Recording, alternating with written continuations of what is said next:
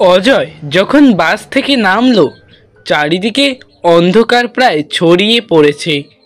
তখন আনুমানিক বিকাল 5:30 কিংবা সন্ধ্যা 6টা বাজে। হাতে হাতঘড়ি না থাকায় নির্দিষ্ট সময়টা বুঝতে পারল না অজয়। অনেকক্ষণ ধরে এদিক ওদিক তাকিয়ে অজয় যখন কোনো যানবাহনের দেখা পেল না, তখন অজয় পায়ে হাঁটাই শুরু করলো। অনেকটা পথ তাকে যেতে হবে, সে কারণে বিলম্ব করলে হবে না। অজয় যাচ্ছে তার মামার বাড়িতে আজ বহু বছর পর। সেই ছোট্টবেলা থেকে অজয়ের মা অজয়কে মামার বাড়ি যেতে দেয়নি। কেন যেতে দেয়নি তার কারণটা অবশ্য কখনো বলেনি। তার মামার মৃত্যু না হলেও হয়তো আজকেও যেতে পারত না অজয়। কাজের ব্যস্ততা আর মানসিক চাপের মাঝে সমস্ত কিছু ভুলে গিয়েছে অজয়। এই মামার বাড়িতে না আসার কারণ, মা তাকে কেন আসতে দিত না, সমস্ত কিছু জানার উৎসাহটা হারিয়ে গিয়েছে অজয়ের। তবে আজ বহু বছর পর এখানে এসে তার সেই পুরনো ইচ্ছা আবার জেগে উঠল। অজয় বাঁশবাগানের দিকটা দিয়ে যাওয়ার সময় দেখলো একটি লোক দাঁড়িয়ে রয়েছে। মনে করলো এই লোকটার কাছে তার মামার বাড়ির রাস্তাটা জিজ্ঞাসা করলে ভালো হয়। এই যে শুনছেন, আপনি কি বলতে পারবেন রায়ভিলা কোথায়? আসলে ওটা আমার মামার বাড়ি। বহুদিন পর আজ মামার বাড়িতে এসেছি, তাই ঠিকমতো বুঝতে পারছি না আসলে কোন রাস্তাটা দিয়ে গেলে রায়ভিলা পাবো। আপনার নাম কি অজয় নাকি? বামুনের জাত, হে হে হে হে হে। কেউ বাঁচবে না। এইখানে এসে তো অনেক বড় ভুল করে ফেললেন আপনি। অজয় এই অজ্ঞাত ব্যক্তির মুখে নিজের নাম এবং নিজের বংশ পরিচয় শুনে একটু ঘাবড়ে গেল। অজয় কিছু বলতে যাবে, তার আগেই লোকটা অজয়ের দিকে তাকিয়ে ফ্যাসফেসে কণ্ঠে বলল, আপনি কি ভাবছেন আমি এই সমস্ত কিছু কেমন করে জানতে পারলাম? আমি সব জানি। হ্যাঁ মশাই, আমি সব জানি। কি হবে সেটাও। সে আপনাকে ছাড়বে না। রায়ভিলাটা কোথায় সেটা না বলে এই সমস্ত কি আবোল তাবোল কথা বলছেন বলুন তো? কে আমাকে মারবে, কে আমাকে ছাড়বে না বলুন তো?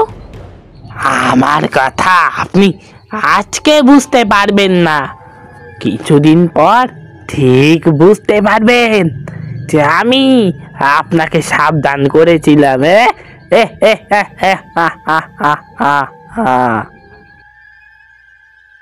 লোকটা একটা অট্ট হাসি দিয়ে সেইখান থেকে উধাও হয়ে গেল। এই দৃশ্যটা মোটেও অজয়ের কাছে স্বাভাবিক লাগলো না। লোকটা উধাও হয়ে গেল নাকি তাড়াতাড়ি দৌড়ে চলে গেল? দূর, এত সব ভেবে কি লাভ, আমাকে তাড়াতাড়ি মামা বাড়িতে পৌঁছাতে হবে। এই বলে অজয় পুনরায় আবার হাঁটা শুরু করলো। চারিদিকে ঝিঝি পোকার ডাক শোনা যাচ্ছে। চাঁদের আলো ছড়িয়ে পড়েছে চারিদিকে। সেই আলোয় পথ দেখতে দেখতে এগিয়ে চলছে অজয়। অজয়ের মামিমা স্বামীকে হারিয়ে এক শোকের মধ্য দিয়ে যাচ্ছে। সেই কারণে অজয় তার মামিমার সঙ্গে দেখা করবার জন্য এখানে এসেছে। মামার সৎকার্যেও আসতে পারেনি অজয়। কাজের ব্যস্ততার কারণে আজকে তাকে যেতে হচ্ছে।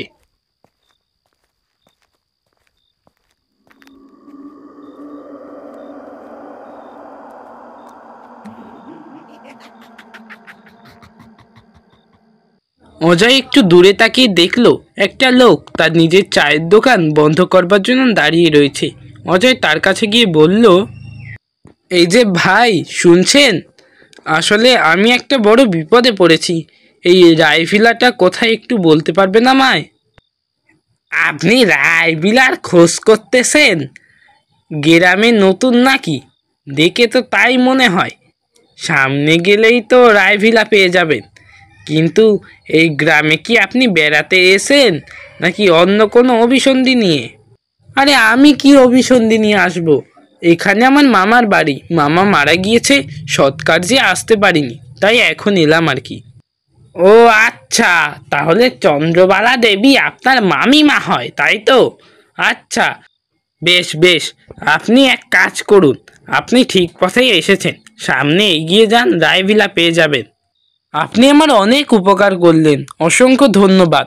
আর একটু আগে একটা লোকের সঙ্গে দেখা হলো, কিছু তো বললই না। সে আপনাকে সাবধান করেছে বাবু, সে সবাইকেই সাবধান করে। এই গ্রামটা যে ভালো নয়, এই গ্রামে সে রয়েছে, তার হাতে যদি কেউ পড়ে তবে তার ভবনীলা সাঙ্গ, বুঝতে পারলেন? আপনিও এই ভনিতা শুরু করলেন? আচ্ছা বেশ, আপনি করুন ভনিতা, আমি গেলাম, আমাকে তাড়াতাড়ি পৌঁছাতে হবে। এই বলে অজয় তার মামার বাড়ির রায়ভিলার দিকে এগিয়ে যেতে থাকলো। চারিদিক ঘুটঘুটে অন্ধকার, কিচ্ছু দেখা যাচ্ছে না। অজয় ঠিক বাড়ির সামনে এসে দাঁড়ালো। হ্যাঁ, এটাই রায়ভিলা, দেওয়ালে বড় ফড়কে লেখা। অজয় বুঝতে পারলো এটাই তার মামার বাড়ি। অজয় চারিপাশটায় তাকিয়ে তার মামিমাকে ডাক দিল।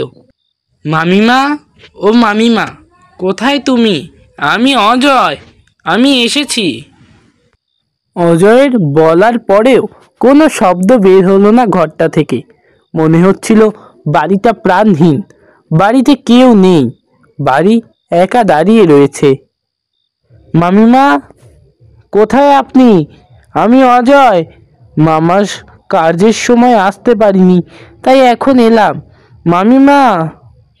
কিন্তু কোনো সাড়া শব্দ নেই, যেন বাড়িটা নিশ্চুপ হয়ে রয়েছে। কোনো উত্তরই দিচ্ছে না ঘর থেকে কেউ, কিন্তু মনে হচ্ছে ঘরে কেউ রয়েছে। অজয় এতে বিরক্তি বোধ করলো। ঘরে আলো জ্বলছে, তারপরেও কেউ সাড়া শব্দ দিচ্ছে না কেন? কি হলোটা কি? এরপর অজয় কোনো প্রকার সাড়া শব্দ না পেয়ে ঠিক করলো বাড়ির মধ্যে প্রবেশ করবে। অজয় ঠিক তাই করলো।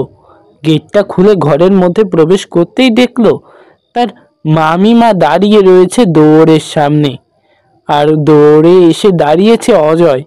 অজয়ের কথায় কেন মামিমা সাড়া দেয়নি তাহলে? অজয় ঘরের মধ্যে আসলো, কিন্তু মামিমার সেদিকে হেলদোল নেই। মামিমা একটি চেয়ারের উপর বসে কি যেন বিড়বিড় করে বলছে। অজয় লক্ষ্য করে শুনতে বুঝতে পারল এটা তো হনুমান চালিসা, কিন্তু এমন সময় কেন মামিমা হনুমান চালিসা পড়ছে সেটাই বুঝতে পারছিল না অজয়। অজয় সেইখানেই দাঁড়িয়ে রইল। কিছুক্ষণ পর মামিমা বলল, তুমি এখনো বসে রয়েছ এখানে? তাহলে তুমি ভূত নও।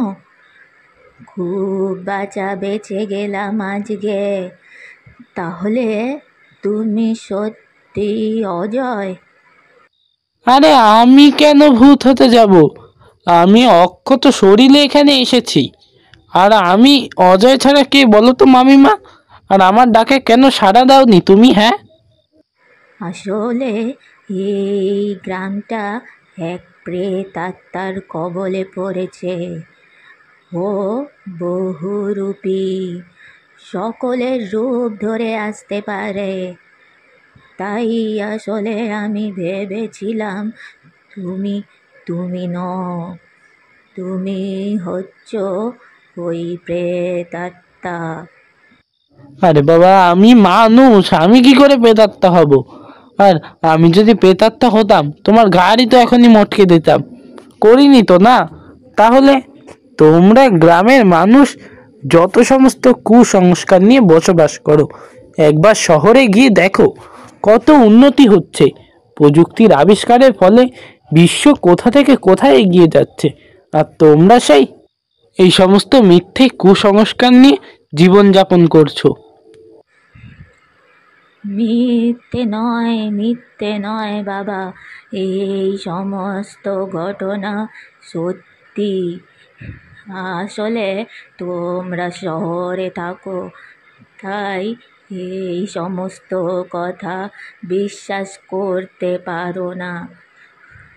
তবে সত্যিটা তো সত্যি থাকে না বাবা।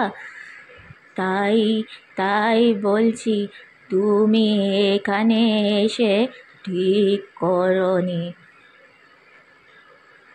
এখানে যে তোমার অনেক বিপদ রয়েছে। আরে আমার কি বিপদ হবে? তোমরা নিজেরাই তো যেখানে সুরক্ষিত হয়ে বসবাস করছো, আমাকে সেইখানে কোন আন্দাজে তোমরা চলে যেতে বলতে পারো বলো তো? এইখানে আমার কোনো বিপদ হবে না।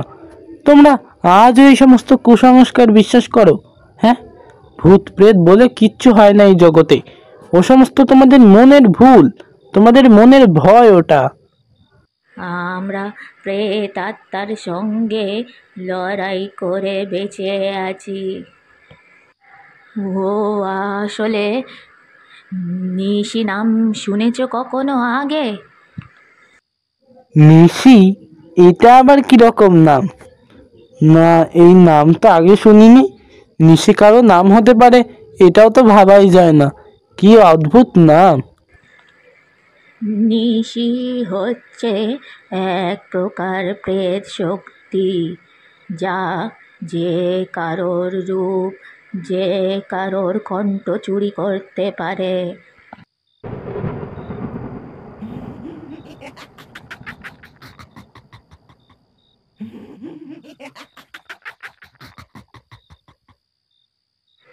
ওর কাজ হচ্ছে তোমার আপনজন বা প্রিয়জনের ছদ্মবেশে তোমাকে ডাক দেবে, আর তুমি যদি ওই ডাকে সাড়া দাও, তাহলেই তোমার মৃত্যু অবধারিত।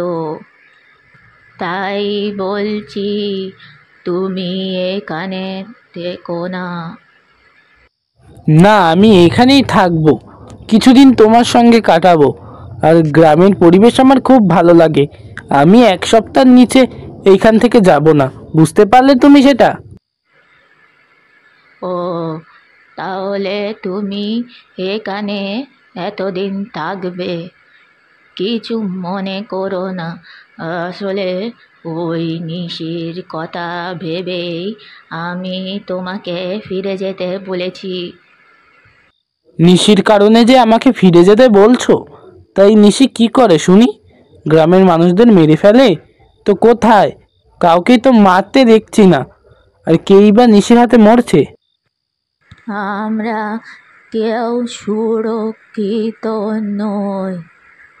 আসলে ওই নিশি 3বার ডাক দেয়, তাই আমরা চতুর্থবারের ডাকে সাড়া দিই।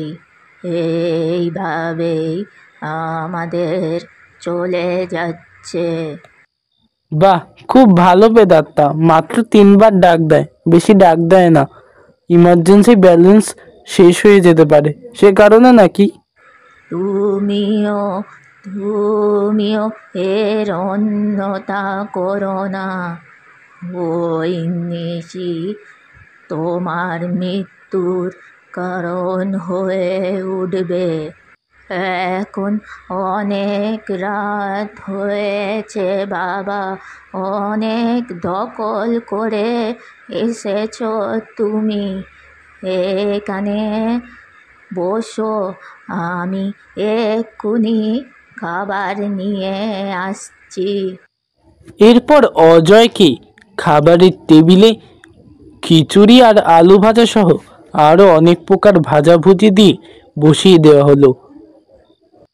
বেশি কিছু আজকে রান্না করতে পারিনি, আলু ভাজা আর খিচুড়ি করেছি, ওটাই খেও।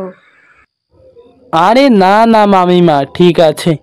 এমন সময় খিচুড়ি, আলু ভাজা, বেগুন ভাজা, এই সমস্ত কিছু তো অমৃত। এক্ষুনি আমি খাচ্ছি। অজয় কপকপিয়ে যখনই খিচুড়ি আর আলু ভাজা খাচ্ছিল, তখনই বাইরে প্রবল বর্ষণ শুরু হয়। বর্ষণের মধ্যে রায়ভিলার সামনে একটি কালো শাড়ি পরিহিতা মহিলার আবির্ভাব ঘটে। অনেক দিন কেটে গিয়েছে অজয় এইখানে এসেছে। একদিন সন্ধ্যার মুখে অজয়ের মামিমা এসে তাকে বলল, বাবা অজয়, একটা কথা বলতাম। আরে আমি তো তোমার ছেলের মতো, বলো বলো। আসলে পূব গায়ে আমার বাপের বাড়ি, সেখানে আমাকে যেতে হবে। গতকাল থেকে আমার বাবা খুব অসুস্থ। আজকে সকালে চিঠি এসেছিল, তার মাধ্যমে জানতে পারলাম। কি কাণ্ড বলো তো! আমি যে ওইখানে যাব, তুমি আবার রয়েছ। কি আর করব? কি করবে মানে? তুমি চলে যাও, আমার কথা ভাবছো? চাকরির সময় তো আমি কোয়ার্টারে থাকতাম, আর তখন তো আমাকে নিজের রান্না নিজেই করতে হতো, তাই আমি রান্না করতে জানি। তুমি চিন্তা করো না, আমি ঠিক কিছু একটা রান্না বান্না করে খেয়ে নেব। না না, সে হয় না। তোমাকে একলা রেখে আমি কিভাবে যাব? এক কাজ করো, তুমি আমার সঙ্গে চলো। আরে এই তো কয়দিন একটা লম্বা জার্নি করে এলাম, এখনই আবার অন্য গ্রামে যাব? না না, এতে আমার শরীর খারাপ হতে পারে, বুঝলে? তাহলে এখন কি করব? আরে কি করবে মানে? আমি যেটা বললাম ওইটাই করবে। তুমি যাও, গিয়ে কদিন ঘুরে আসো, আমি আছি তো। আচ্ছা, তাহলে আমি যাচ্ছি। আমি কাল সন্ধ্যের মধ্যেই ফিরে আসব, কিন্তু তার আগে যদি দরজা খুলতে বলে, তুমি 3 দাগ দেওয়ার পরেই খুলবে। যদি আমার কণ্ঠ শোনো, তাও খুলবে না। 3 দাগ দেওয়ার পর খুলবে। সাবধানে থেকো, আমি কাল সন্ধ্যের মধ্যেই ফিরব। এই বলে তক্ষুনি ঘর থেকে বেরিয়ে গেল চন্দ্রবালা দেবী। রায়ভিলায় একা রইল অজয়।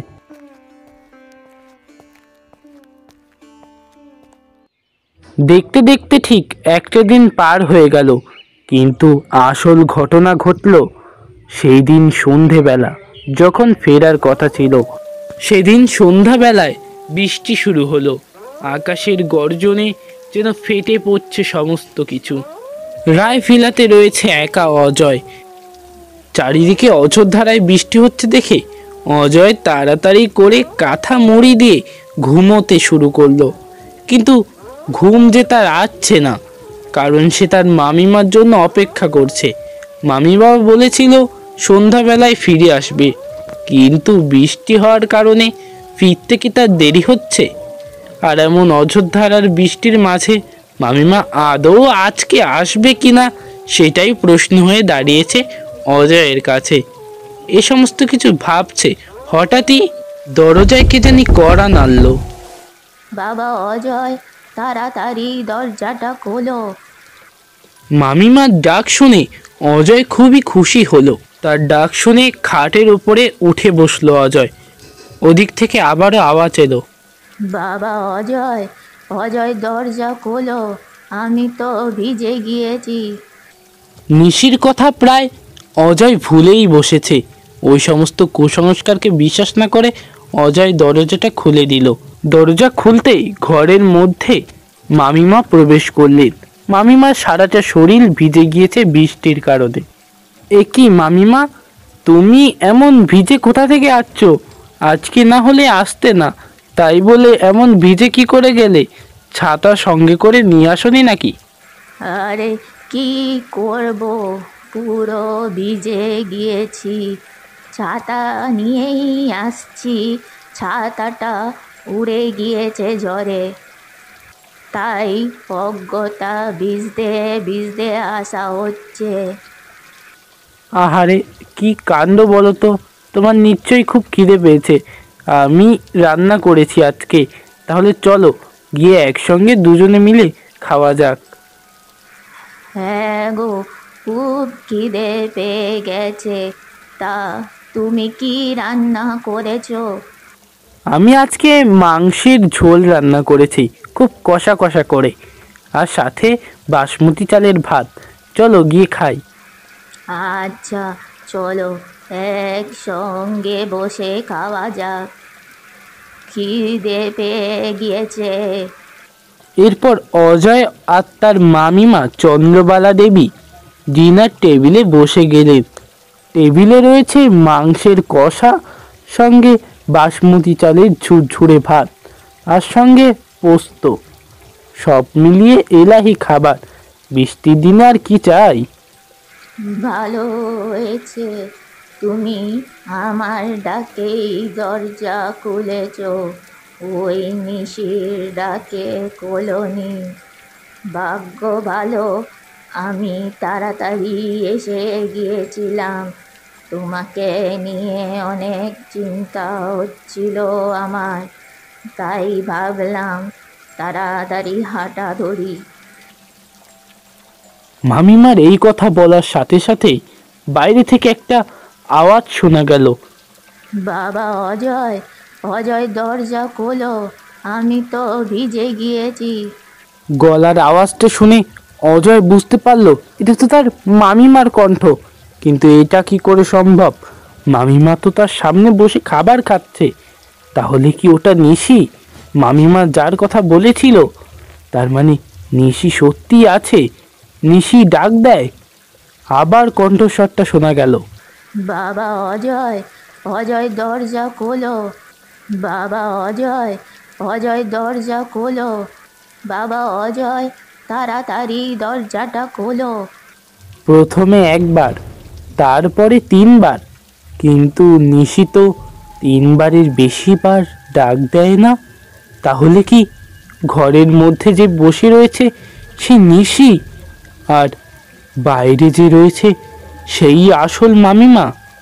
অজয় মামিমার দিকে তাকাতেই দেখতে পেল মামিমার রূপ পরিবর্তিত হয়ে একটি ভয়ানক প্রতিচ্ছবিতে পরিণত হয়েছে।